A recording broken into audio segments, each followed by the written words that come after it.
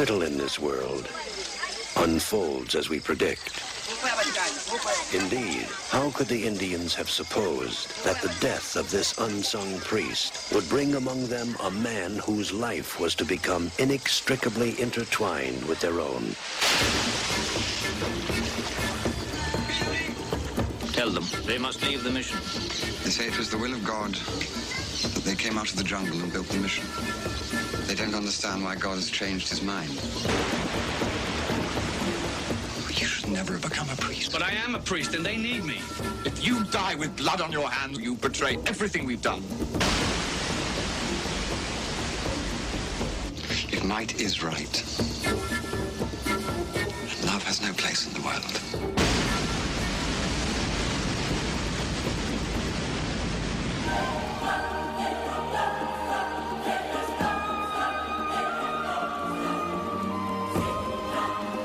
A man of war.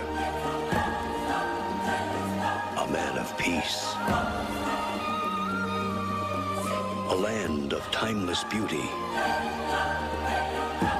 An age of conquest. The laws of heaven. The way of the world. The lives in the balance.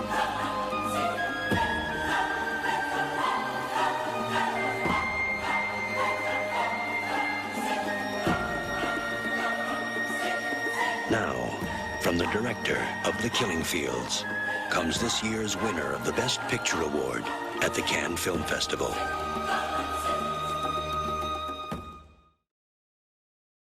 Welcome to the Allen Public Library, where we're going to have a joint panel discussion regarding the film The Mission that was released in 1986.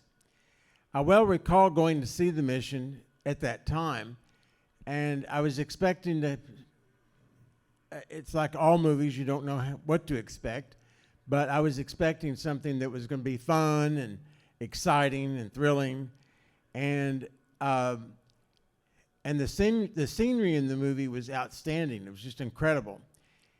But I wasn't prepared for the fact that it was going to be a real thinking movie.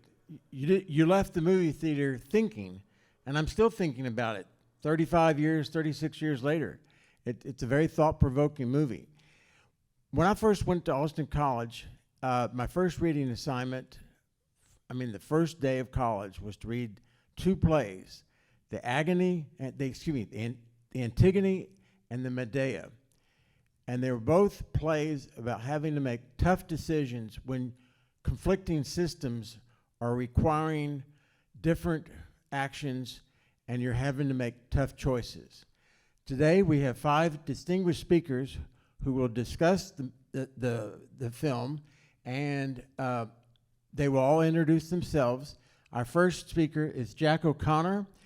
After all the speakers have spoken, we will take questions from the virtual audience, and also you can come down here and ask a question. And it's my honor that all of you are here today, and Professor O'Connor, he's with the North Central Texas College. I wanted to call it Cook County College, but they've now changed their name. Thank you. All right, good afternoon. I'm Jack O'Connor. So I'd originally watched the movie some years ago and rewatched it. And, as you all know, one of the themes coming out of the film is what in philosophy and ethics we call the ethical dilemma. But I thought it's kind of interesting if we sort of take a minute and look at, what sense of right is governing some of these characters. What we saw in the film is by no means, confined to that time period. In our own day and age today, we see incredibly different perspectives on what good is. What should, as a nation, how should we move forward? And, people are emotionally in conflict. So I think, though, one way to sort of wrap our minds around these things is to realize that despite the fact that we could vilify some of the characters, I think, quite easily, in their own minds, what they are doing is right. And there's always an argument for why what we're doing is right. And I think it's kind of interesting to take a minute and explore some of these ethical foundations. So I think probably the easiest guy to judge would be Cabeza, who was the Spanish commander, who was there basically for the glory of Spain, right? He was the one that wanted to attack and destroy them, and I'm assuming it was the Portuguese that were there to enslave them. The Spanish, to an extent, if I'm not mistaken, but indeed were after the wealth and the gold. And this sort of, it's very difficult to justify, right, how we could say that Cabeza believes he's doing something good, but nationalism and what he's doing to glorify the Spanish, I don't want to say government, Spanish culture, is in his mind a good thing. And one sort of not ethical theory, but ethical default always is hedonism. And hedonism is the, again, I'm not going to say theory because you don't really think about it. It's the default that what brings me pleasure and wealth is good, to include turning other people into non-humans in my pursuit of what is pleasurable and good. And I think that's sort of the basis for slavery, right? Is that when we can, in the name of our own lifestyle, find ways to rationally say that some people are not human, and as Cabeza argued that they need to be destroyed, that's something that obviously we really should fight against, but nevertheless, there is a human tendency to that sort of default position. And, it's easy to cast fingers, cast aspersions at Cabeza, but we should also look to ourselves, right? And if we have such a tendency to do such things. Another one I wanted to look at, sorry, I took a couple quick notes here. Mendoza, De Niro's character. Both he and Gabriel, right, Father Gabriel, Jeremy Irons' character, split with the church, sort of, kind of, I guess Gabriel is a little more gray, to protect the native peoples, because that's what they had committed themselves to, right? But there's a difference in the fact that De Niro is willing to fight physically. And so his is, I think, far more of a political understanding, in the sense that that the native peoples, in fact, have the right to certain rights that anybody would, to include physical protection. Whereas Gabriel, Jeremy Irons' character, is also on the side of the people, but notice to him, it's not so much about the political, where the allegiance lies. He's not protecting their political rights. Rather, it is a theological. And so he leads the people to their doom, right? He leads them out to be basically sacrificed. Now, in his mind, of course, that's something that is on a much higher level, right? That's a God-oriented thing, because he did not want to sully himself with violence and teach people violence, because he believed, of course, that was wrong. And this sort of notion comes from, if you go all the way back to Augustine, if you will allow me to read just a little quote, I promise I won't go off. Augustine says, thus the peace among human beings is ordered concord. The peace of the household is an ordered concord concerning commanding and obeying among those who dwell together. The peace of the city is an ordered concord concerning commanding and obeying among citizens. The peace of the heavenly city is a fellowship perfectly ordered and harmonious, enjoying God and each other in God. What Augustine's saying, I think this is sort of like at the root of the ethic of Catholicism, is that there's an order of orders. There is God descending through angels. And in terms of law, there's an eternal law, a divine law, a natural law, a human law. And so our right is to get as close as we possibly can to God's law. And since God, who is not physical, gives us our divine and eternal laws, then the physical is not as important. So this could motivate a guy like Jeremy Irons to realize, is that it's not so much the flesh as the spirit. And so if we are killed, that's not a big issue, but our souls are still ordered to God, right? And so this, again, is a whole ethical system, right, based on how we understand the universe and how we understand right and wrong. And we could look at the cardinal. What was his name? Altamirano was his name. And the cardinals is, again, a crazy kind of position because, as a Catholic Greek for universal, the irony is that the Catholic Church had been trying to create universal order in a time of chaos in the Dark Ages. Again, back to a one universal law, right? And so when you try to maintain something on a universal level, when we get down to the specifics, there's going to be contradictions. Here's a quote sort of from Aristotle, if I may, who says, even if the good is the same for a city as for an individual, still the good of the city is apparently a greater and more complete good to acquire and preserve. For while it is satisfactory to acquire and preserve the good for an individual, it is finer and more divine to acquire and preserve it for a people and for cities. Aristotle's understanding was that the individual is subservient to the state. If we could sort of extrapolate from Aristotle was kind of talking about city-states, Athens or whatever, and we think about the church itself as a city, well, then yes, you have to sometimes sacrifice individuals for the greater good. So anyway, as we ponder these sorts of things, it's very difficult to simply vilify one person or another until we kind of stop and look at, okay, what's their fundamental outlook on how the universe is ordered, right? What is the fundamental ethical principle that they follow? And oftentimes, in trying to maintain a universal principle, we err, right, in the minutiae of the particularity. One other thing that I would quickly add, and I think I'm getting close, I probably need to wrap up, and this goes back to all of ancient and medieval, and you could argue, I think, a lot of religious ethical philosophy as well. Once we get our appetites and emotions mixed up into ethics, we start to have problems. And that's where we begin to put ourselves ahead of our fellow human beings. And I think I shall leave it at that. Basically, it's a complex understanding of ethical perspectives. That was excellent. Any comments?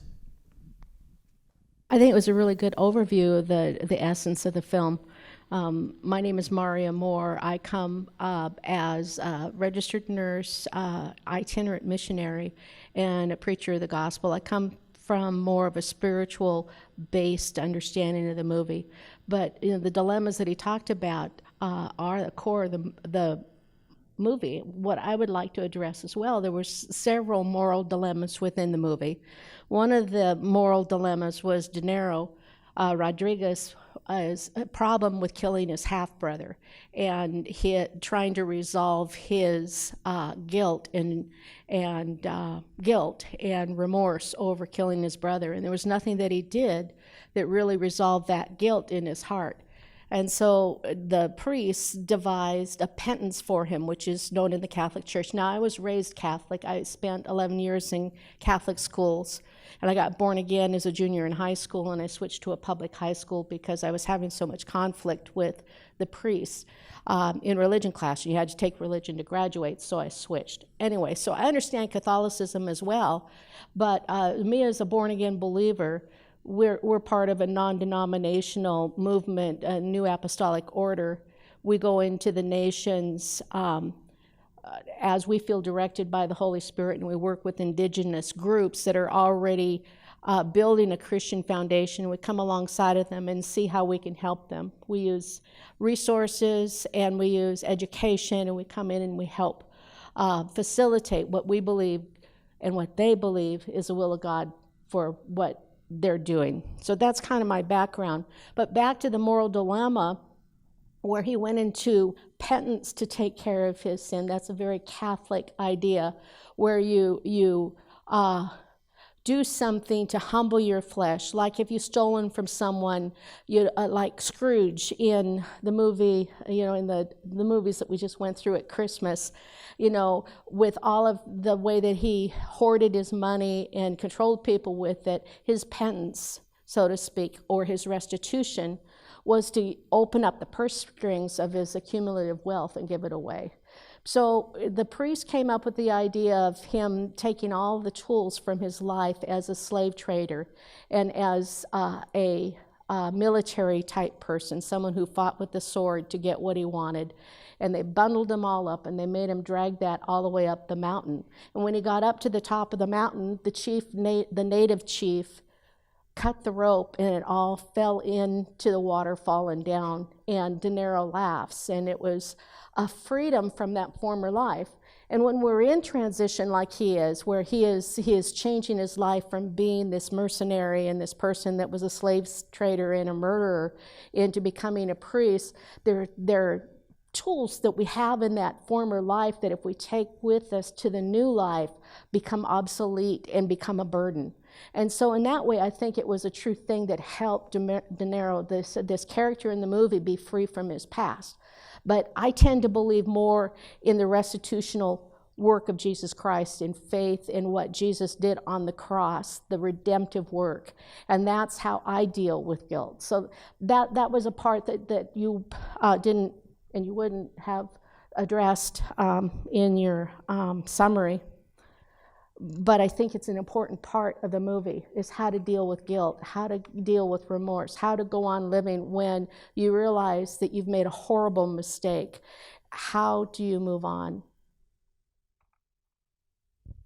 Hi, so my name's Bettina Viviano. I'm a film and television producer. Been in the film business 40 years, just moved to Texas a year ago, right in time for the last freeze. I'm hoping we don't have another one because I almost moved again last time.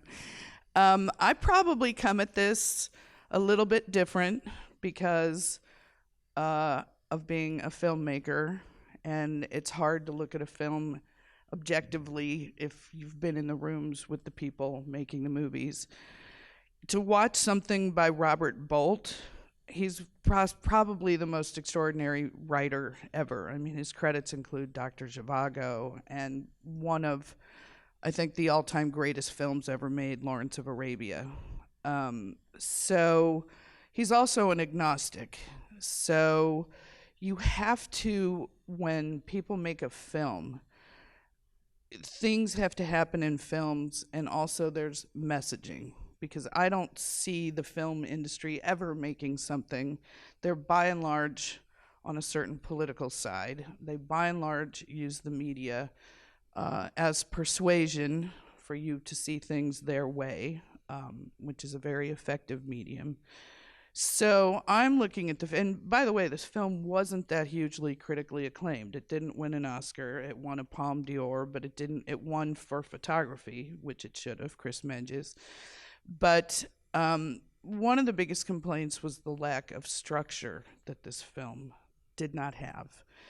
And for me, taking all of the moral and ethical dilemmas, I think the film wandered a lot. I mean, there's a huge sequence of De Niro carting the armor up the hill. It goes on for 20 minutes in a 2-hour movie. That's ludicrous. My disappointment in seeing it again was the Guarani Indians felt like an afterthought or a backdrop for all these other things. They certainly don't speak English, but they could have been subtitled. Because it's sort of comical that once Jeremy Irons comes along and they get the mission, all of a sudden they're all happy people on a commune. I mean, how does, and there's even a comment about, if I'm sure you guys all remember, the French guy who's thrown out this idea of communism. And they are working on a commune and are all happy. The difference being that I believe when the guy from Spain or Portugal says, what difference does it make if they're on my plantation or their own plantation? And Jeremy Irons says their plantation belongs to them, which is one of the critical, the one difference I have is ever thinking anyone that calls human beings animals and beats them, kills their children, murders their babies, has any benevolence at all. I don't buy that for a minute. That's greed. That's the worst of humanity. That's the thing we should strive against. And as Americans, we fought the battle they were fighting. So I tend to look at things when I see a film of, is it a cautionary tale? Is it reminding us of who we are, of what we've come from? We fought those cats in the pointy hats. We fought colonialism. It's bad no matter what. There's no, to me, any moral or ethical justification anywhere to colonize people or to enslave them. Where I think the complaint about the structure of the film is that all films are love stories. This was probably intended to be a love story between Jeremy Irons and Robert De Niro because they come from two different places. One is a sinner, one is a Jesuit priest, one has repented, but in the end, when they're trying to solve the problem, one goes to violence, one goes to God. So they're still on two different sides, even though they're brothers. But for me, my biggest issue was what would have happened if you would have just left these people alone, not brought God to them, not brought colonialism to them, but let them be free individuals. Where would they have ended up? Because they ended up dead in the end with no commune, no mission, no nothing. So any kind of intervention in people's lives, in my opinion, especially being American, I think is wrong. And that's what I take from it, which is they probably would have been better off if none of these people came anywhere near them. So anyway. If I might add, that was one of the weaknesses of the movie, was they went from all of a sudden he was playing the clarinet or whatever it was, and then all of a sudden there's this beautiful mission. There's no development. There's no as they say in literature, character development. There's no surely there was no conflict resolution. There was no all of a sudden it went from A to Z. Usually when two people are far apart, it takes a little bit of healing to come together to come for this common goal. And all of a sudden you see this beautiful mission and everybody working on this commune. Right. And as a filmmaker, you think, why didn't they, because especially it was incredibly expensive to shoot De Niro going up to the top of the waterfall for 20 minutes with that. Why didn't they take that time, truncate that massive sequence, and give more time to what you're discussing, which was how did they get from point A to point B? Because it's just startling that they overnight, because a Jesuit priest comes, they're all on a commune working, making money, and they're singing and happy. And it's, that almost was insulting to me, to these indigenous Indians, to say that they're that simplistic, that whatever they believed in, they were warriors and tribal and all of this. And here comes a priest, and all of a sudden, no matter how religious you are, that just didn't ring true to me. I thought it was kind of silly, to be honest. I grew up sort of as a missionary traveling around Southeast Asia and India. I went on to originally study international economics for my undergraduate, and then moved to Zambia. I got to work and live in Zambia for a while, doing both HIV education programs and then also just studying sort of rural economics and how it differs from our sort of standard Western conceptions of things like, self-interest and consumer choice theories and things like that. So yeah, by way of a lot of different things, I found a lot of this really interesting. Because I have some things to say on my own, but I think I'm just kind of going off of a lot of what you said. I really appreciated, it's like, that angle. It's like, well, when we're talking about people that are coming in and imposing slavery, that are on this quest for gold or quest for, nationalistic glory, the question of ethics becomes secondary at that point. I remember when I first talked to Kathleen about participating in this, one of the first things I said is like, I think the most ethical decision that was made in the film was when, at the very beginning, when they tied the guy to the cross and sent him over the falls. Like, that was the best choice that was made. And I think everything subsequent to that was, you know, I think, especially with the benefit of hindsight in the, you know, the horrors of colonialism, particularly in South America, we can see that their best move as the indigenous people was to just wholesale reject any influence that was coming in. I have the kind of saying, it's like, you know, I feel like ethics are like potable water. If you put them in the toilet, don't put it in my drinking glass anymore. Like, once they're gone, they're gone. And I think that that's really what I saw a lot of in this film, is that, you know, even the very well-intentioned actors, like the Jesuit priests, who I think, you know, probably very deeply did feel like they were doing the Lord's work, felt like they were doing something that had a really grand purpose to it, and saw results and saw, you know, the joy in the indigenous people that they were interacting with.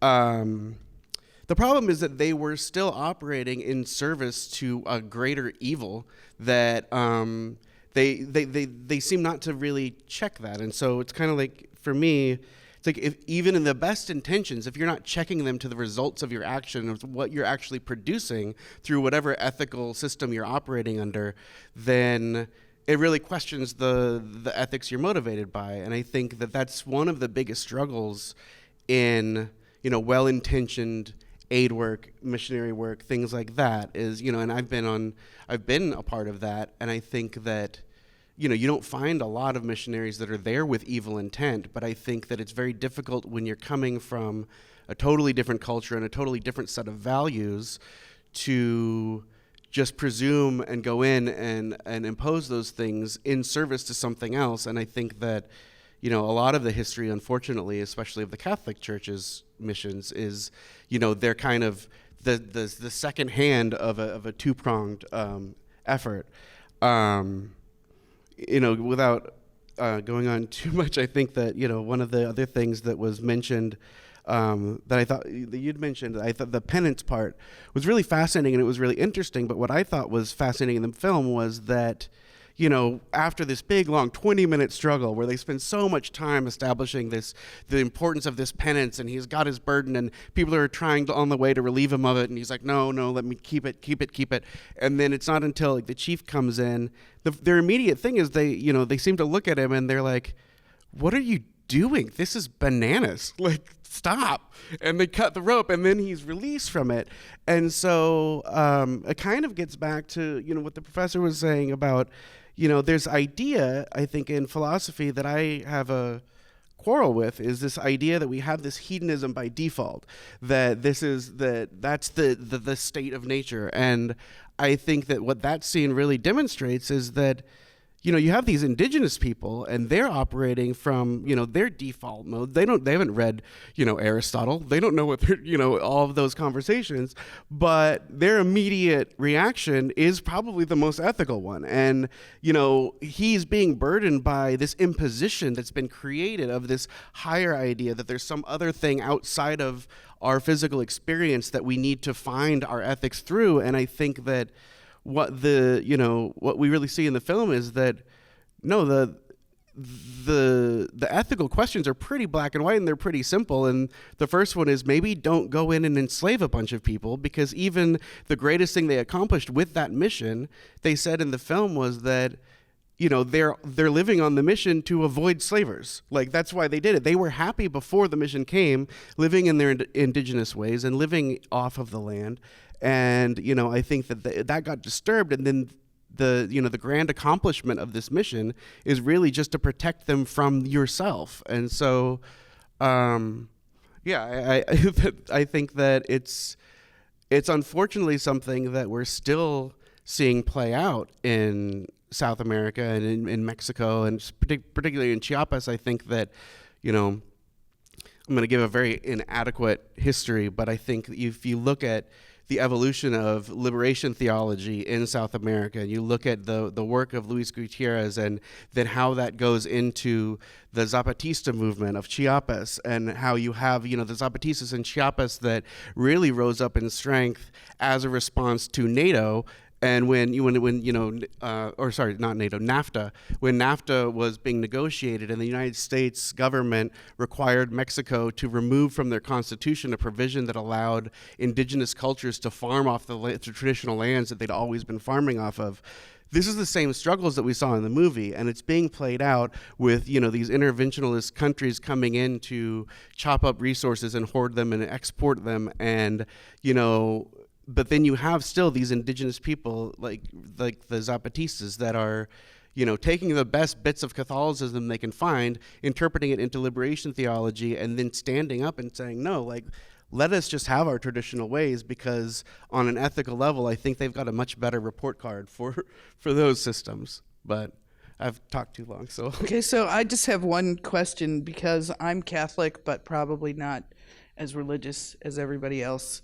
My parents were excommunicated for being divorced when I was born, and so I didn't even get baptized till I was 6, and I didn't get to go to church. So to me, the most powerful moment of the film, and this might be surprising, is when De Niro gets up the hill and he's laughing and crying and whatever, and you see the Indian go over, put the knife to his throat, and you think he's going to kill him, because this is a guy that enslaved and murdered his friends and family, which would be the natural thing, was, all right, I'm going to kill you because you're a slave trader. And instead they cut his burden off and turn the other cheek. So I thought that was a huge nod to Christianity and the goodness of people, which was, this guy was willing to release De Niro's burden and to lift him up and say, okay, you're forgiven. Absolutely. When the people who were victimized become the medium for freeing this man from his burdens, was, to me, one of the most symbolic, important moments of the film. Unfortunately, it kind of stopped there. Yeah. As far as symbolism, I thought, wow, there's going to be a lot of symbolism here, because that was so powerful. It was a beautiful moment. This is a person, you just murdered his brothers, and then he's letting you go. And he cuts the burden off. Cuts the burden off. And yet I didn't see that later on in the film. Mm-mm. But it was an incredible moment. I think that's my favorite moment in the film, actually. And if I could jump in, due to time constraint stuff, I don't want to occupy the entire time. I want to make sure I'm not making an apologetic for slavery in the Catholic Church or something at all, not. Nor was I trying to defend either Cabeza or the Cardinal. But whether we like it or not, those ethics are still in place today. There are still powers that enslave and kill peoples today. So whether, of course, we're not going to like it, I know that, and I'm not justifying it, but I'm saying we still need to understand that these ethics are alive today. And by showing that, okay, there's these different sort of ethical principles, I'm also not trying to say that, and therefore none of them matter. But they do need to be analyzed. We do need to understand what is the thought process that leads in, who are we kidding? Our country is not without its, problems in oppressing peoples, right? We are standing here in an area that was taken over by people who were not here, right? We took this over. So we are not without sin when it comes to some of the issues in the film as well. So the thing is, how do you find a way through, right? So how do you understand everybody has a different ethical perspective, and those perspectives allow some people to think that people are worthless, etc. I think at the end of the day, and this could be a Christian thing, is you've got to look at your relationship. What relationship do you prioritize, right? Is my relationship to an abstract thing, or is my relationship to the person in front of me, right?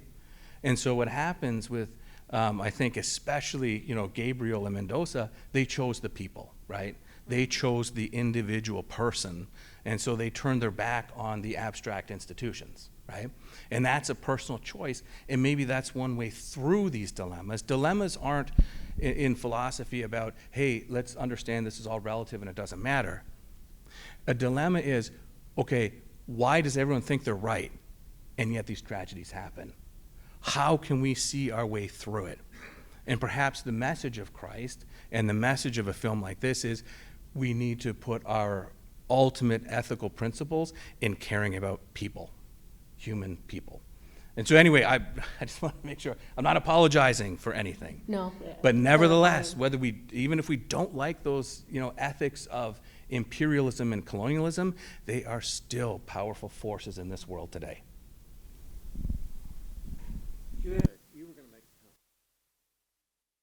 No, I see where you're going with all of this, and my mind I'm finding rabbit trails all through the movie, and the priest's love for the people. There was a genuine concern.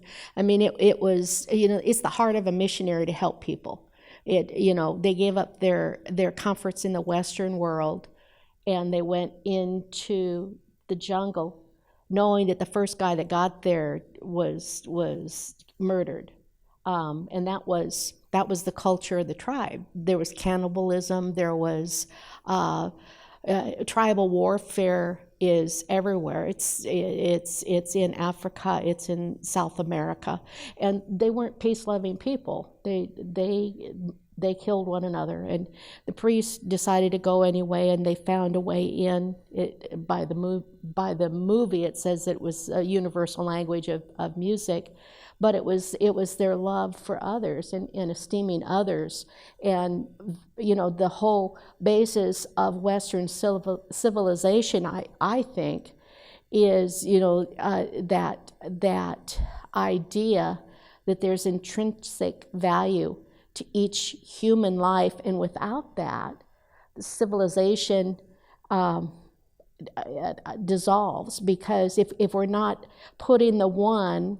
And that's one of the things that I think the movie kind of touches on. You've got all of the big nations, the Portugals and the Spanish people from Europe coming over and colonizing. And if you go with what's best for the most, you would say that the cardinal and the governments were the heroes of this story. But if you're looking at it from the missionaries and probably the native people there, it's the one, it's the individual. I kind of wonder, and it was just as I was looking at this, and it came to me today, but it's something that maybe we can get to in the discussion.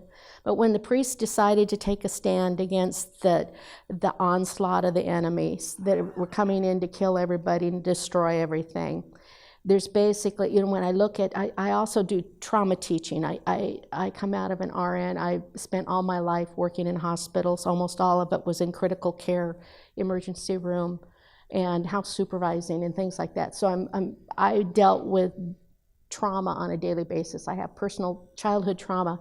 Anyway, and so I've taught this in the nations. That's one of the things we do in the nations, is we help people gain resilience after suffering trauma.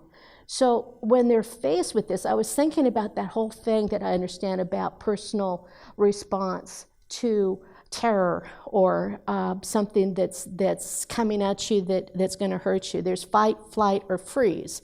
And the priests did two of the three, and I have to walk delicately on one of them. But obviously the fight, the De Niro wanted to just beat these guys up, and there was no prayer of a victory in that. I mean, they were totally annihilated. And then the other, Father Gabriel, he came with it with in the movie, he was doing the mass in the battle.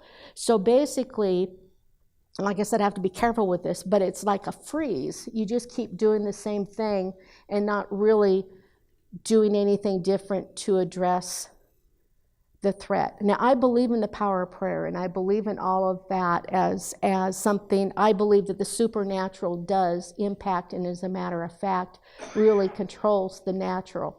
But at the same time, in that flight, fight, or freeze, the third option was never explored in the movie and wasn't manifested in the movie, and that was flight. Why couldn't they just go back into the jungle? Why couldn't those people who've lived off them in the land, and a remnant of them wound up going back into the jungle anyway? But that could have been a solution where De Niro and Gabriel could have come together on, rather than De Niro going back to his battle warrior stance or Gabriel going back to strictly a Catholicism or a religious response.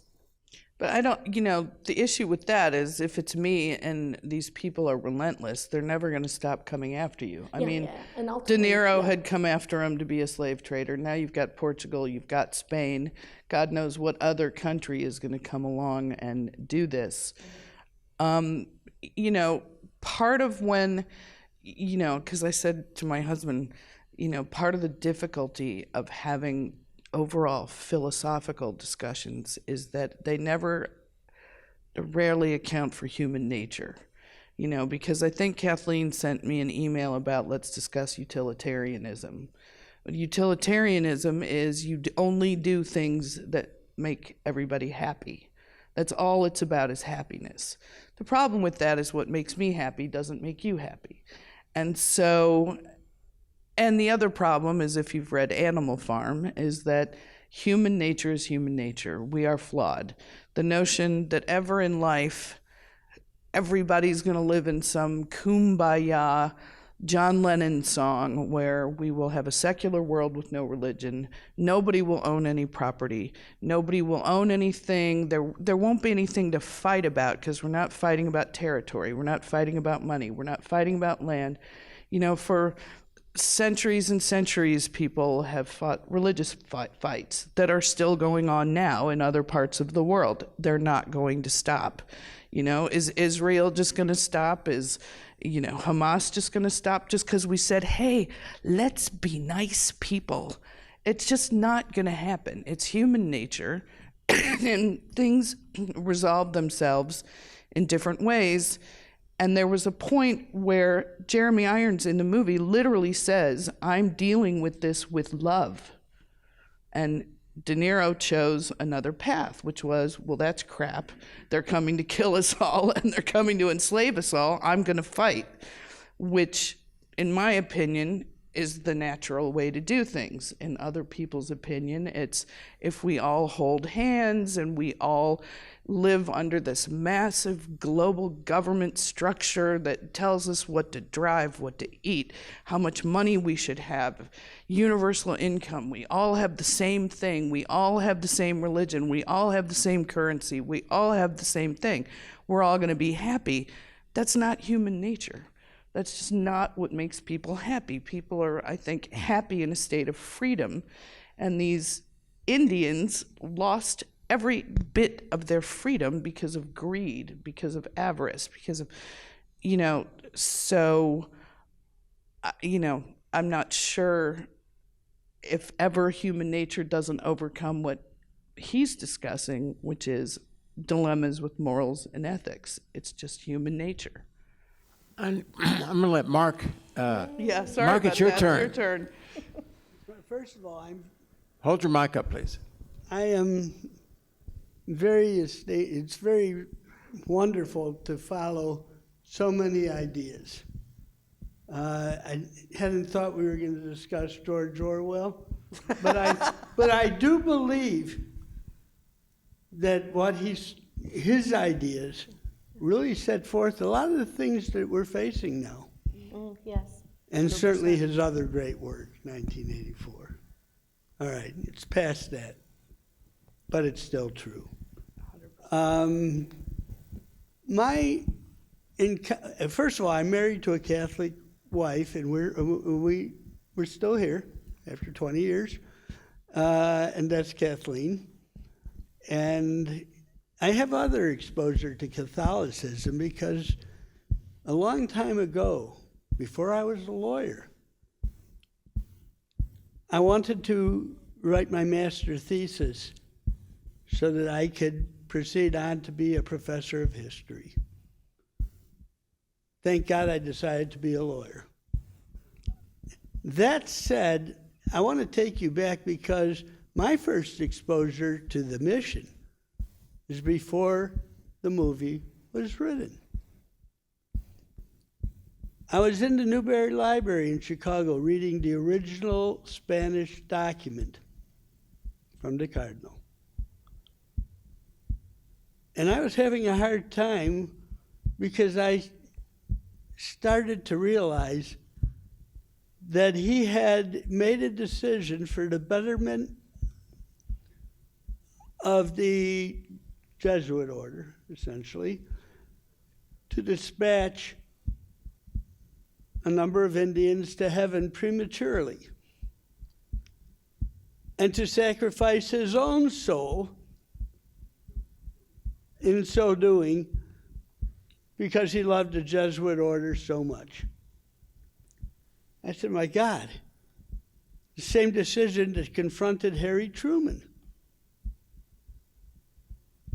who dispatched, by virtue of 2 atom bombs, hundreds of thousands of people, terribly burning men, women, and children alive, because it would save more people in so doing. The firebombs of Tokyo killed more people than the atom bombs. And if they had invaded Japan, 1 million Americans would probably die, and God knows how many Japanese. When you look at, when I was reading that document, I was thinking that I was going to write a master thesis on it, and how powerful the ethical issues were that confronted the Cardinal and Mendoza. Oh my God, and that horrible penance that Rodrigo, he comes up the hill, he comes up the hill, he comes up the hill. Finally, the true Christians in the movie cut the darn bag, throw it into the falls, and display that they are actually the true Christians in the movie. My lovely wife, when I mentioned the movie to her, and she saw the movie, said that the Cardinal had to go to hell, straight to hell. I said, I could defend the guy. I'm a lawyer. I said, I could defend him in the court of ethics. Same reason I could defend Truman, although I could never do what either did. Because I ethically, I couldn't kill women and children. I couldn't make that call. But they did make that call and saved a whole lot of people, each of them. When you're talking about Irons and Mendoza, certainly Irons, I don't think anyone could argue that he did the Christian thing. For God's sake, he puts a cross over his head and he walks down to get killed. But you could surely defend Mendoza, who picked up arms and said, I'm going to not let this happen. I'm going to go down fighting. If I go down fighting. And he did. He had no way to win. No. A medical doctor wanted to give 2 weeks of his life each year, and this was the first time he did this. He went down way in the jungles of Mexico, in the southern part of Mexico. And I came along because he needed somebody to speak Spanish. Well, I said my Spanish was not good, and it's still not good, but I could translate a little bit. He said, you're hired, which was zero money, but you couldn't have paid me the money that I got out of that experience is in my heart. But I went down there, and immediately, we noticed there was a serious distrust of us. I mean, almost the first day. The first hour. And I didn't realize at the time, but this was based on stories they've heard from their parents and grandparents and passed down. And one of the challenges the first day, we noticed there was a little girl about 7 years old tied to a tree in the dirt. And I asked them ¿Cuál es el problema? What is the problem? And they said, she is Diablo, the devil. And I went, and here I was 18 years old or something like that. And I in my Texas mindset, well, I don't think so. But we realized quickly she was epileptic. And we had to convince the village that she was not the devil, but was, we could help her medically. But the problem was they didn't trust us. And I didn't realize at the time, until I really saw the mission, why they didn't trust us. It ended up we were able to get the girl up to the United States and get proper medication, and she went back walking and free from the chains. But it was a tremendous experience. But the reason I brought that up, I realized until I saw this movie why that distrust. Of course, you know, when you're 18 and you see the whole village doesn't trust you, take it personally. You know, what did I do? It's not what I did. It's what happened 200 years ago. Well, I think, sorry, just what that story kind of reminds me of is, you know, one of my favorite verses in the Bible is the when it talks about, you know, remove the plank from your own eye before taking the speck out of your neighbor's. And I think in that case, you know, with that epilepsy story, I think that, you know, I'm not going to project onto that story, but what it reminds me of is a lot of cases in which, you know, the tendency to, like, you know, appropriate, you know, or to like basically homogenize specifically indigenous cultures into, you know, the noble savage myth, and that, you know, like, oh, they're backward or they're this or they're that. And I think that, you know, it's one of those situations exactly like that where it's very easy to like recognize the flaws in others while not, you know, actually paying attention to the crimes that you might be committing, you know. And I think that this, kind of looping it back into the movie, I think that this is a really good example of that. I think that, you know, while there, you know, you can make ethical arguments about, you know, one of the things in the film where, you know, they were like, oh, but they sacrifice children. And then, you know, the priest corrects them and says, well, no, this is why they do it. They have a reason for it. And I think that when you have these great big clash of cultures and one coming in as, you know, in a presumed position of hierarchy or a higher knowledge or a higher understanding of what's right and what's wrong, you know, what you really have is like you're walking up to some people that are playing, you know, a game of chess, and you start treating the board like it's a Monopoly board, and you're putting up hotels. You're like, why are you guys losing this game? It's like, well, because you have a completely different understanding of what we're trying to do. And I think that it's really difficult. That's why I think this movie highlights it's really difficult to have these conversations without, you know, a deep understanding of the cultural context and a deep understanding of, you know, not just what was going on prior to the arrival of these, you know, the priests and the Spanish and things like that, but also the reasons why they were leaving Europe. You know, like a lot of the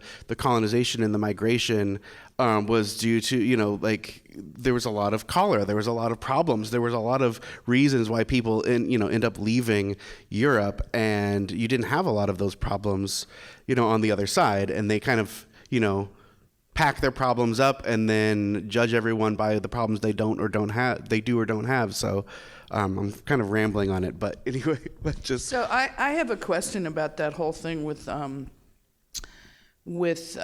Jeremy Irons kind of defending why they kill their own babies, because to me it's startling to see a Jesuit priest talk about murder and killing babies, and, you know, that just wouldn't happen. And, you know, I don't know the truth. I'm assuming someone here knows if that was an actual thing, but, you know, that actually happened, because movies take a lot of license. Yeah. So I looked at that and I thought that. I don't remember that scene. So the scene is when they're defending enslaving these people and their animals, and they murder their own babies. And Jeremy Irons says, well, they have to, because they only have resources to have one child. And therefore they have to, if they get pregnant and have another child, they have to kill it because they can't feed it. They don't have the resources. I thought that was probably crap and not true. But China does it. So here we are griping. Well, first of all, there's, no, in my opinion, no defense of killing your own child. It's just, I can't wrap my head around that. But we sat around and tolerated China doing it and didn't, we're still there something. I don't know if we're friends or not. But I mean, they literally hunted women down that were pregnant who would go to outside areas and try and get off the reservation and hide and have their child, and people would hunt them down and kill them. Well, that's not ethical to me, even if they have a resource problem. But well, the one-child rule in China resulted. Use your mic. Resulted because, in a nutshell, everyone wanted a boy child. Right, and they killed the girls. So, they killed the girls, but a lot of them wound up here. And so they had, I think, 40 million more, in excess of women. 40 million women. And some of them are here, and, they work hard. Absolutely. They're here. And which yet again makes us the greatest country in the world. They wound up here because somebody thought that they could regulate human reproduction, and it didn't work right. I think it's interesting. I was going to say something else, but then what you brought up reminds me of.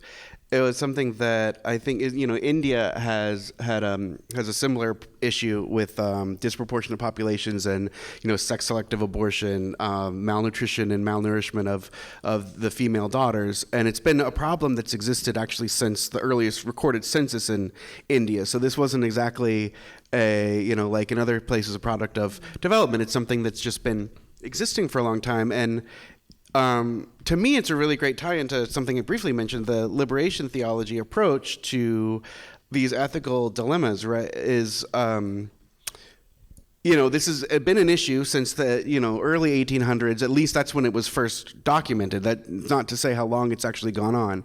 But what was really interesting is that around the, in the early 2000s, there was an economist who was working in India specifically with groups of like women populations in Kerala, and she wanted to address this issue. So what she did was created a specific economic incentive program where basically it was a microcredit program that was granted to communities of women, and women were the only ones eligible for it, and they would have to decide how to use the money collectively.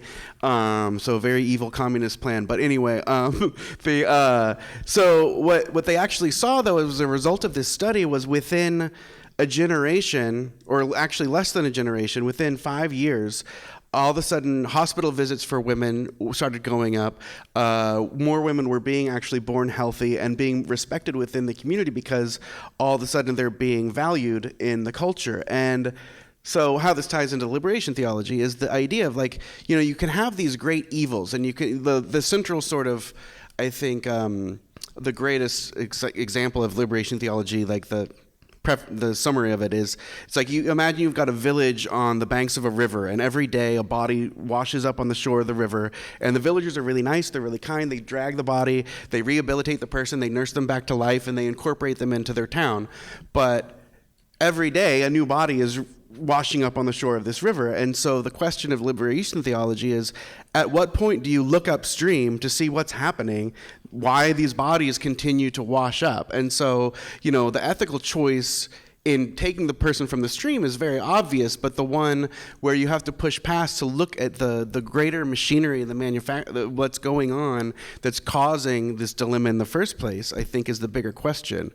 And I think that, sort of to try to tie it all together, I think that it gets really into, like, how easy it is to just misjudge or misview situations that we see that we don't understand. Like, you see something like a one-child policy, you see something like disproportionate populations, and you assume something of that other culture or the other country, but you're not taking the deeper look to see what actually is behind it, and how do we actually get to the problem instead of just feeling better about our personal sense of ethics. Just to be... Go ahead, yes. Just to be the devil's advocate. Please.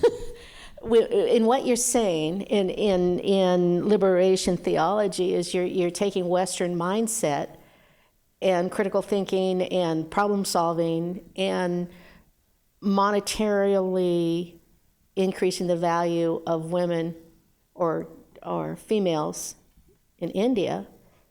Aren't you messing with their culture? I mean, aren't you going in like the priests into the jungle to help them find a peaceful way to live? Can I take that? Because you woke up with some thoughts in my mind. India's had to overcome a past that included the caste system, which obviously is something that had to be overcome. You had the practice of sati, for example, where the woman, they simply buried him with the man when she died, burned them up, even if they were a young woman. And India's had to overcome that. They're trying really hard to do that. I'm very sympathetic to their present position in India, because I think they're doing a really good job of overcoming a very difficult past. Let me ask y'all. That you certainly brought. Let me ask y'all a question. If I could just one really quickly, just to sort of clarify, I think I may have confused the issue when I talked immediately about liberation theology after that example. That particular example was actually like, it was Indian economists working on the problem. It wasn't like someone from the outside coming in. It was a kind of a solution that was created organically within that community. So I think. But yeah, you know, as the cultures emerge and the cultures and the countries cross-pollinate, those ideas are out of Western logic and reasoning. I would disagree, but I think that's a much larger conversation. Let me ask y'all a question. Go ahead. The cardinal did make the point, and I'm not saying he's right, but I would like to have y'all's feedback. If we rule against the Portuguese will throw out the Jesuits out of Portugal. And that was his concern. Can y'all address that? Sure. Well, he in the movie, he was concerned that there'd be a tidal wave. Yes. That it would start in Portugal, but then the Spanish would follow, then, you know, it would go on until there were no Jesuits. But didn't that happen anyway?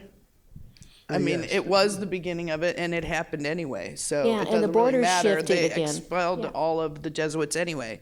Yeah. So it wasn't like if you save this one thing, you're going to save all the Jesuits because they were on a mission to get rid of them anyway. And It kind of goes back to the moral dilemma that we started with, where, you know, like Spock argues that it's illogical to put the needs of one above the masses. And so like the cardinal, like Mark is so eloquently pointed out, was really advocating for the larger good of the Jesuit priesthood at large. Well, And, but, you know, like what we've been saying, go ahead. Yeah, I know, and that's at the beginning, that's what I was trying to get out. And I think this entire conversation is proving exactly that. For instance, if we're going to have an argument, a while ago you were talking about human nature. Well, there's an argument, a philosophical or scientific argument about, well, what do you mean by human nature? Because you could argue that human nature is also rational, right? And understanding arguments from one side or the other is a rational thing. If we're going to say, you had said earlier that, you know, communism is evil, okay, but then we have to have a rational argument for why it's evil. There's got to be an ethical principle. So if we're going to sort out who's right and who's wrong, and we're using the movie as the example, or we can come to today, right? In America today, what's going on, well, then we have to have a rational bird's eye view to judge. So do we save the girl with the rope? I don't know. Do we go in and we help starving people? Thomas Malthus said you shouldn't help starving people because next year there's twice as many starving people. Right. So what do? When the people are stoning the adulterer, does Christ go in and stop them? On what? On a principle, an ethical principle? Of course, a rational principle. So yeah, I mean, I think what came out of that film is these discussions are important. And there are different perspectives, and it's always a case of which one do we call right. But until, as you were saying earlier, until we understand where those arguments are coming from, in the movie it was the tribes, Mendoza, the cardinal. For us, it could be the Spanish people that you were talking about. It could be whatever. The bodies up the stream, understand that. But there is philosophical speculation to understand other. We've got to be rational and get out of ourselves. Anyway. Well, I don't think it's not understanding. You know, there's religions in the world where they throw gay people off roofs, where they stone adulterer women, kill them. They kill women who've been raped because they're unclean. They also, that religion brought that to America, where now we have honor killings because a father will think their daughter is unclean, she's had sex with a man, she's too westernized. Do I understand that? That's so creepy and vile. There's no way I can understand that. I don't understand taking a human life senselessly. I don't care whose religion it is. It's wrong. I mean, I don't, there's no ethical way anyone can convince me that a culture that is so barbaric that they throw gay people off a roof for being gay, I can't ethically or morally, I can't understand it. I don't know where, I don't care where it comes from.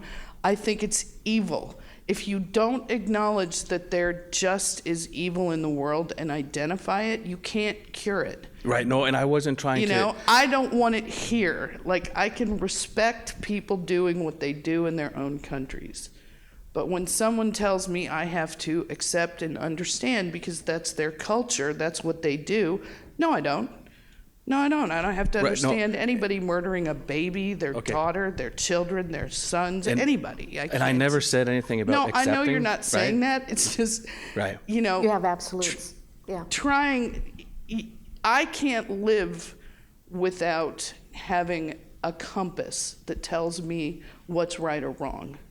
And to me, all human life has value, especially as I've gotten older, because I lived and worked in Hollywood for 40 years. And back then, abortion meant nothing to me. I mean, it was just what it was, and go women and go get your rights. As I've gotten older and more conservative, I really find it repugnant and unnecessary. I agree. And that's point, my compass. Yeah, my point wasn't about trying to say, you know, that we should accept everything. My point was, when do we get involved? Because one of the themes we have been discussing was, well, we can't get involved because it's a different culture. My point is, of course we get involved, and exactly what you're saying. Right. You didn't necessarily have to sit down and say, I think murdering babies, well, let's look at the arguments. Immediately you make a choice, and you say, that's wrong. That still is a choice. That's absolutely a choice. And we should make choices. But my point is that we should make choices. There are people that want to, for instance, I had a movie that I was going to do at Lifetime called Cutting the Rose, which was a book about a certain religion committing clitorectomies on women so that they don't enjoy sex. They take tiny little girls and they mutilate them so their husbands don't ever have to worry about them enjoying sex. They were performing this. It was endorsed by one of the pediatric associations in this country because it's their culture. They should be allowed to do it. This is America. We should allow everybody to pursue their religions. And they were actually doing it in schools. When school was out, the doctor would come down and take a knife and mutilate these little girls. And it was going on a lot in Atlanta, Georgia. I don't know why. And one girl stood up and befriended a cop and, you know, went to court and everything else and stopped it. But accepting things because and I'm not saying you are, but just there has to be an ethical absolute somewhere, because there just is no, you know, and it's the church and state and all that kind of stuff. And where do you stop somebody from practicing their religion? I got a real clear idea of where I stop that. Mark, I have a question of you. Okay, and I wanted to respond to her also, so I'll do both. My question of you, Mark, because you mentioned it, and this is something I've dealt with all my life. My father was in the World War II. He was in the occupational force that was preparing to go to Japan. They were preparing to go. And it was the military had guesstimated that it was going to cost so many Allied lives to take Japan. You know, hundreds of thousands of lives. And Truman made the decision to drop the bomb. I've often wondered if my father had been in the occupational force, he might have been one of those that had gotten killed. I wouldn't be here. And I've dealt with that. When that must have been an awesome decision that Truman had to make, because Truman was a profoundly religious man. He just didn't do it out of emotion. I'm sure he weighed a lot of facts. Mark, can you address that? Well, absolutely. My parents also served during World War II. My mother was left behind on the Philippines and saw horrible things. And yes, Truman made a decision. And as I said, I could defend Truman. I couldn't do that, what he did, but I could certainly defend it. And had I been in charge, had I not made that decision, it could have gone south. Truman saved a lot of lives by making that decision. He also made a decision that under no circumstance could I have made. I would have tried to find another way. Maybe I would have been successful. We don't know that. We can't do that. But when I read that letter, before the movie was even filmed, and by the way, the film never mentioned Rodrigo. The original letter never mentioned him. I think that was in the film. The original letter simply talked about the cardinal and his decision that led to the death of, prematurely led to the death and sending to heaven of Indians who it shouldn't have happened, and he didn't mean it to happen, but he did cause it to happen. He was part of the players. There are a lot of players there. I mean, how do you judge a pope that has the arrogance to take a continent and divide it between the Spanish and the Portuguese and run a line right in the middle of a mission and cause as much The same thing happened in Africa. They just drew lines between tribes and made countries. Well, yeah, and I'm taking your ideas.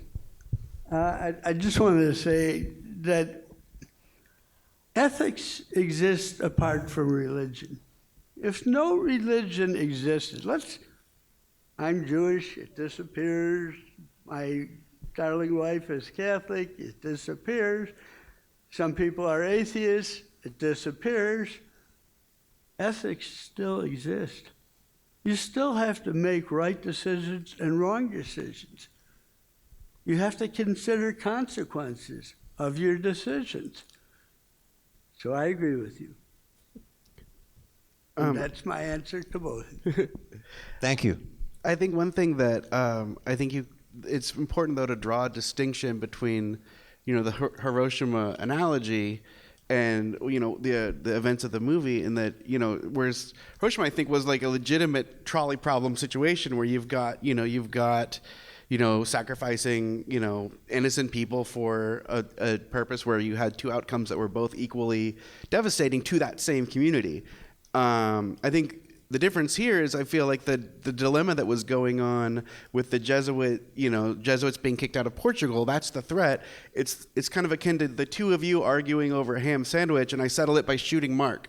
It's like, I think that's, it's kind of like what did the Native people ever do to get embroiled in that dilemma? They're not a part of that dilemma.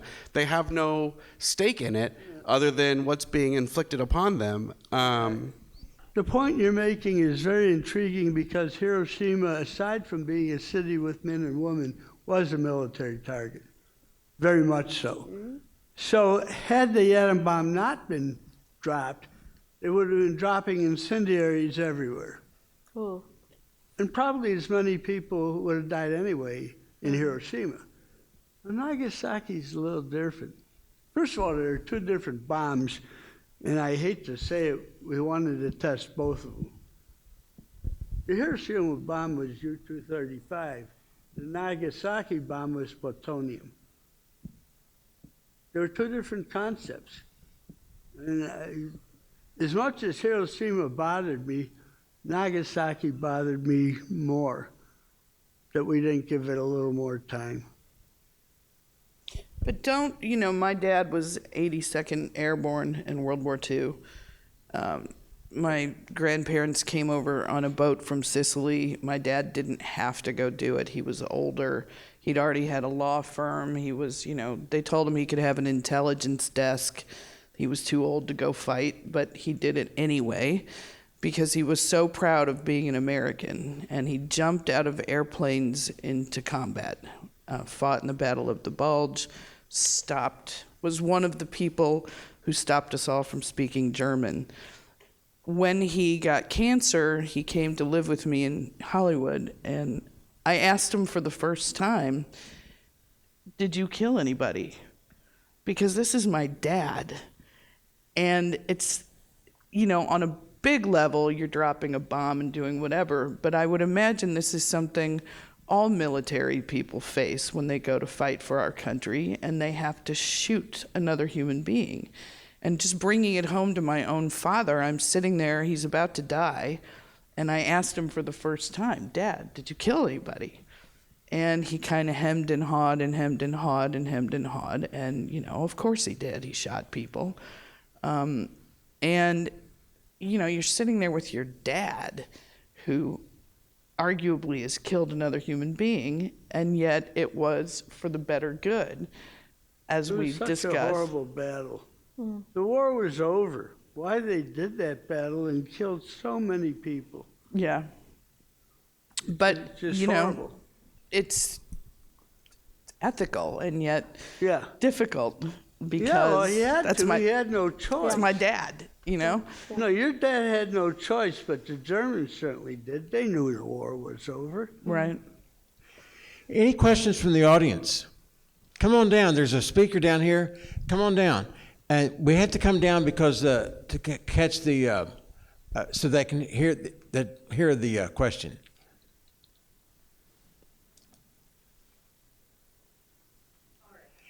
This is a library. You can say what you want. Hi, my name is Carrie. Of course, most of y'all know me. My question is, in the film, when we were watching it, we were watching the argument between the Spaniards and, I know it starts with a P. Can't think. Portuguese. And the Cardinal. And while we're watching this all go on, my question is, everybody's sitting at the table and they're dealing with a narcissist at this point.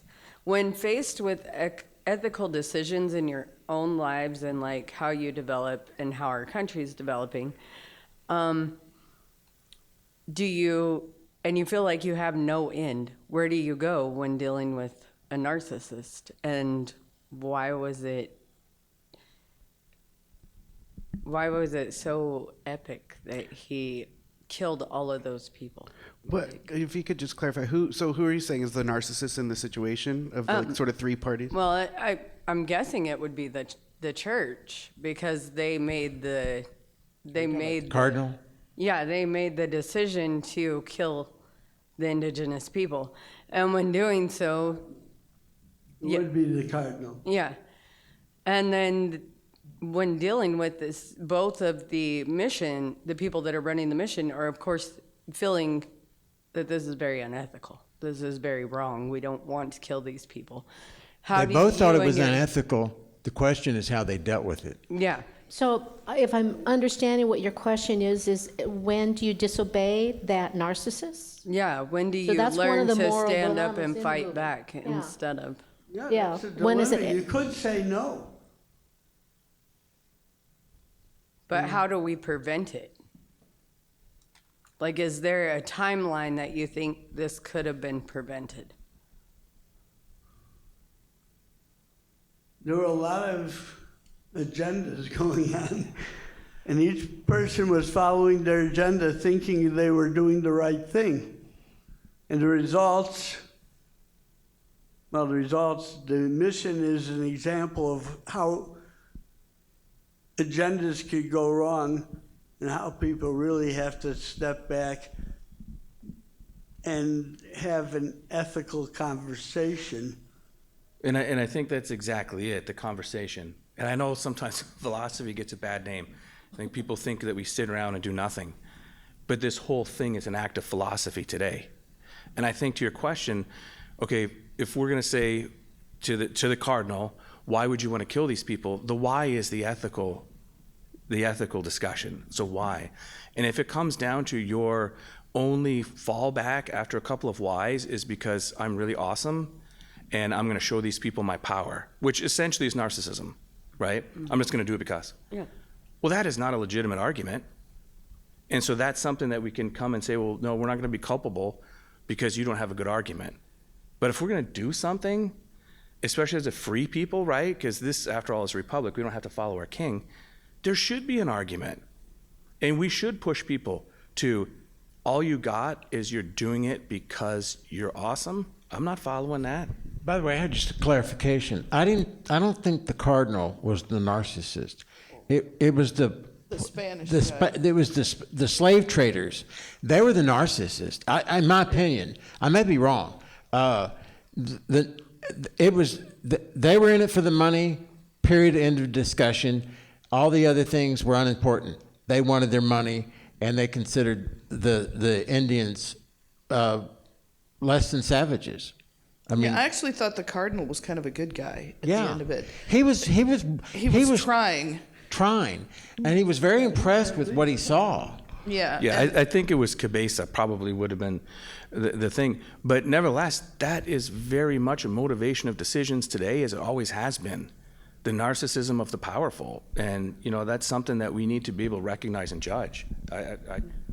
It's happening today, unfortunately. I've been to the border 3 times in the last month, and horrible things are happening. Some people are denying it. Press is denying that there's anything wrong at the border.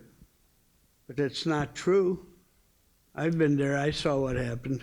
Did you get your question answered? Yeah. Is another form of enslavement. I mean, that's... Does that answer your question?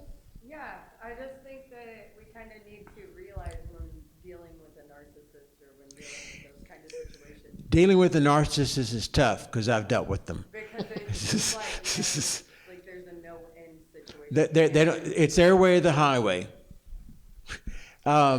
You had a question. Can you come down? Didn't you have a question? Yeah.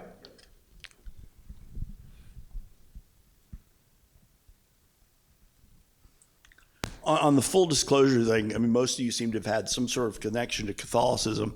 My mother dressed me up in orange on St. Patrick's Day, so on the other side of that. But what's interesting is that in terms of like at least having some sort of ethical construct of some sort, both the Catholics and the Protestants that have pretty similar ones compared to most other religions and so forth. So it'd be a little more like that Star Trek episode but they are black on the left side of their body, we're black on the right side of our, that kind of thing.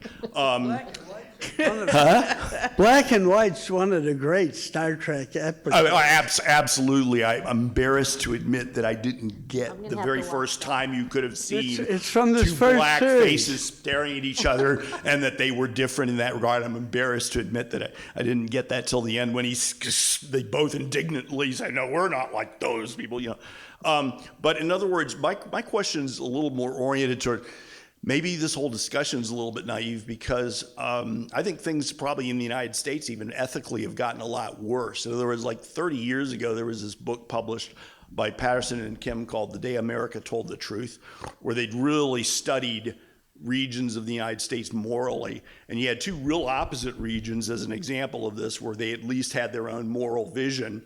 And we'd both agree that we'd all probably agree that certain parts of their moral vision were very flawed, but some were very righteous. You had the Pacific Rim from San Francisco through Seattle, where they asked the question, would you kill someone for $1 million? This is 1990 and $1990, I don't know. And 22% of the people said yeah. But if you ask them, do you believe in racism? Hardly anyone, oh no, that's really evil, okay?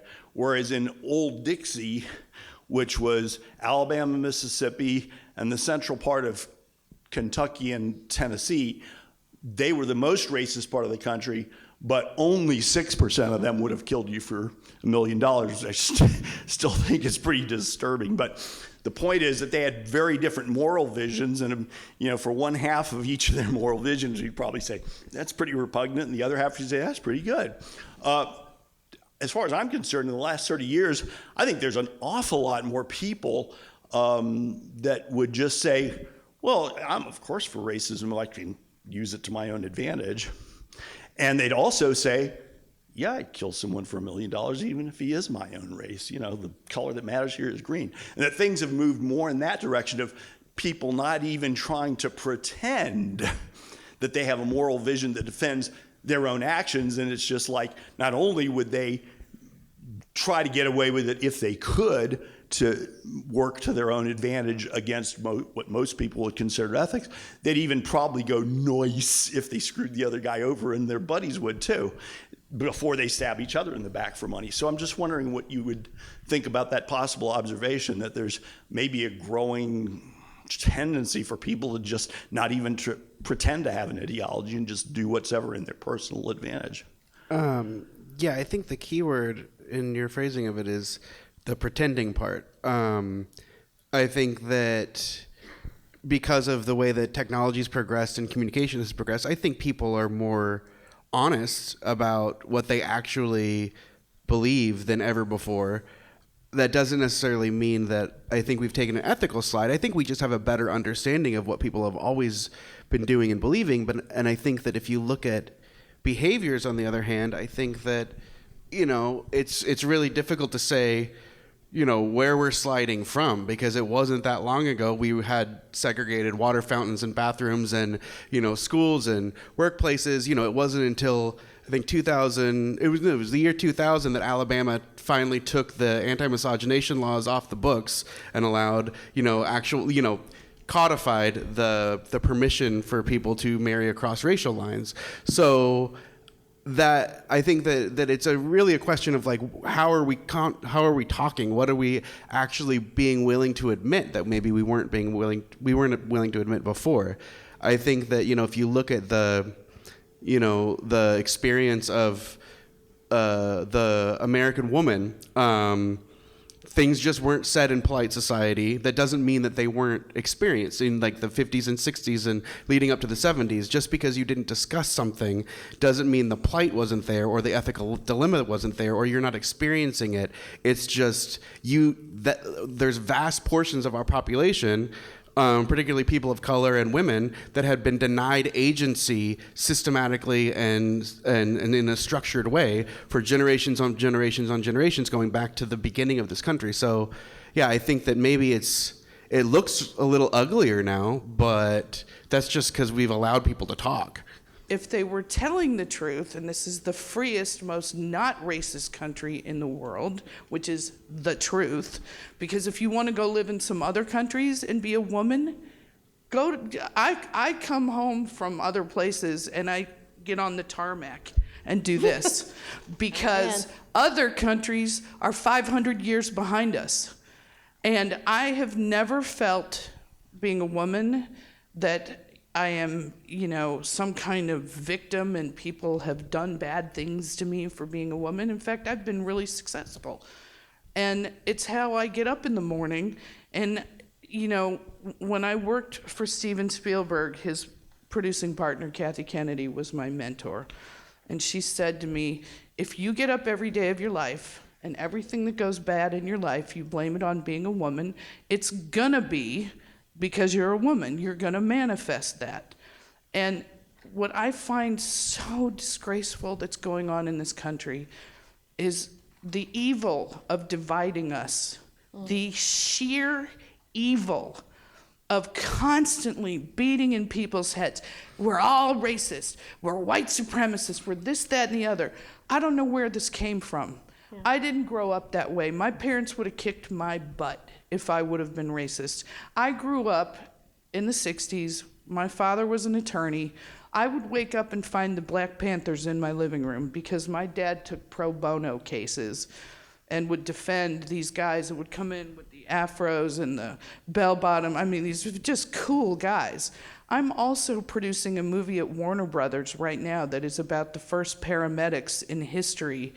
They were a black poverty program in Pittsburgh, and nobody knows this story. It's the best story I've ever heard. But because I'm a conservative, because I voted a certain way, I'm a racist, a bigot, a homophobe, I'm every horrible evil on the planet, and I'm a white supremacist. And that has to stop in this country because it's murdering our country. And where the hate comes from is that now that we have Twitter and Facebook, you can hide behind a wall and you can call each other every name in the book. And in fact, recently, and Kathleen knows this, I put up a Twitter meme that people interpreted wrongly and called me an anti-Semite and a racist. Now, I have a Jewish man living in my house, but I'm an anti-Semite. I worked in Hollywood 40 years for people like Spielberg, and but I'm an anti-Semite. But because I posted this Twitter meme, I started getting death threats. I got phone calls saying, "Hi, this is Antifa. We have a bullet with your name on it." This is what we've become. It's awful. It's disgusting. Yes. People can say whatever they want to you now, and it's horrible. We have no polite or couth or whatever. It's cancel culture, and it's disgusting. And I've been a victim of it. I understand how awful it is. It's horrible. I'm a minority too, I think, in this nation. But one of the things that I love about what this is about is it's kind of taking some walls down for me. The reason why I got the mic and wanted to talk about is the whole foundation of this discussion is how do you say it? Meritocracy. Yes, it's a new. I looked at this and I studied it because I hadn't heard of it before because I just haven't ran in these circles. But I looked at the definition of it, and it's basically what we're doing here, and addresses what you're talking about, where it's really a merit base that should be promoted, not race or gender or quote unquote equality. There's like a hypersensitivity to equality. There's a hypersensitivity to my way or the highway, but this is a definition, and I'll let you respond to it. The advancement by talent, skill, integrity, ability, and willingness to strive for excellence. The sympathy, music, orchestra functions as a mediocrity system. What can business and governments learn from implementing their system? How do we find the harmonic and melodious senses of happiness in our present lifestyles? How can we be friends? I mean, and not in the, like the Pollyanna, and ignoring the downside. I mean, recognizing the problems, but at the same time, having a love and respect and a tolerance for differences of opinions. And maybe out of all of those strategies, we'll come up with a better one than maybe the dominant or the most popular. Yeah, I think that actually is a beautiful way to put it, because I think that the way that we get there is by listening, first and foremost. And I think that to a lot of what you were just saying about, cancel culture, things like that, it's like this is the climate that we live in, is that, everybody's dialed up to 11 and nobody's listening to each other. And I kind of just wanted to say this as a disclaimer, because I, kind of could talk about, race and social, the racial injustice all day long. But I think that it's significant to point out that we're all white people sitting on this stage. And I think that that's So I think that when you had responded, you said, when we're talking about, discrimination and racism, and you said, the first thing you said was, I haven't seen it. It's like, well, yeah, that's the point, is that you're not in a position to see it. And so I think that it's difficult to have that conversation without a diversity of voices that we can listen to, that we can actually learn from people's actual experiences and what they have to say about it. And they may disagree with me, they may agree with me, I don't know. But I think that this isn't really a conversation that's appropriate to have here on this stage just because of that lack of participation. Can I address that? Because that I found extremely offensive. No offense. First of all, offense, no, but offensive. I found it absolutely, I can't speak to it because I haven't experienced it. I sold a movie to Warner Brothers as the only producer, the female. I sold it in a huge bidding war by myself. The true story about the first paramedics in history. It's called Freedom House. I am now making it, as we speak, at Warner's Television for HBO Max. It is the most incredible story, but it's all black cast almost. And I had a black director and a black writer, and we were all sitting in a room, and I was making the least amount of money. These were guys that had homes in the Hollywood Hills, Mercedes, the biggest agents. The director was getting $5 million, Thomas Carter, to direct the movie. The writer was getting, Don Scott, who wrote Barbershop, was getting millions of dollars, and I was probably getting, I don't know, somewhere around 800,000 or something. So I was diminished financially as the producer. I didn't think it was because I was a woman. It was my story, my idea, but okay, they had more experience than I did. So I'm sitting in Thomas's office, and we're developing the script. I'd go out there every day, and I actually said this because I wanted to know. I said, do you guys really feel different being black? Because you're getting treated a lot better than I am, and I don't see it, and I don't care, and I don't see anybody in the film business that cares, and I just haven't seen it. And they both said, every minute of every day, we're aware of being black. Every single minute of every day. Now, you're right. I can't know what that feels like, but I also can't be punished for it because I didn't do it. My family didn't own slaves. I'm from Italy. My family came over on a boat and started a spaghetti company. And, it's just a shame that we keep beating this drum and beating people's head full of it and then saying, well, you can't know what it's like because you're not black. I'm a woman. And I've purposely made my life not about being diminished for being a woman. So I just wish, for the good of this country, somehow or another this would heal. What's the answer for us to all admit that our whiteness has made us scum? And so what, who cares that there's not, you said you're a minority. What are you? No. I just meant that I'm white and Okay, because you said Mora. I thought you might be. Say we're going to have to wrap this up, but I do want to have each one of you take 1 minute and say what this movie means to you personally. We'll start with you, Mark. What does this movie mean to you personally? It means that there are many agendas for ethics, and each have their reasons. And ethics exists apart from Christianity, Judaism, my own religion. If no religion exists, ethics would still exist. It's all about conversation. And Kevin? if you don't have the conversation, you're not going to have a good result. Conversation is important. Yeah, I guess for me, I'm oscillating between two cliches. One of them is the road to hell is paved with good intentions. And I think the other one is don't look at, you should look a gift horse in the mouth. Like, I think that you should always kind of take everything with a grain of salt when dealing with potentially nefarious intentioned parties.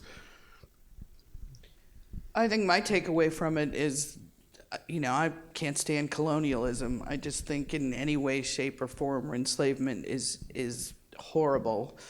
And I hope that we learn from these things. These are cautionary tales. There's so many takeaways from me. I think just off the cuff, after listening to the panel and being involved in this discussion, I feel that there's a real value in cross-pollinating, people listening to one another. Like in the film, there was a lot of different cultures coming together, and there's some really awful things that happened, and there was some tremendous good. No greater love have a man than he laid down his life for a friend, and to me, that part of the movie inspired me the most. I think that, like all historical movies, it was just a springboard for what's happened before and is happening now. And I think things don't change ultimately. But I think at the end of the day, it's important to realize that nobody ever thinks they're wrong. Everybody in that film believed that what they're doing is right. And it is up to us to judge. We have to. There's a reason why we fought World War II, right? But to have that ability to judge, I think also implies that we have to have the ability to think about these things as well. He stole my words. Stalin had one of his key inner circle had his wife arrested and thrown in jail. And their husband didn't think there was anything wrong with it because it was the good of the country. And so when I say you stole my words, nobody was thinking, he wasn't thinking about what was right. He was blinded by ideology. And for me, that's what the movie is. Thank you all for coming.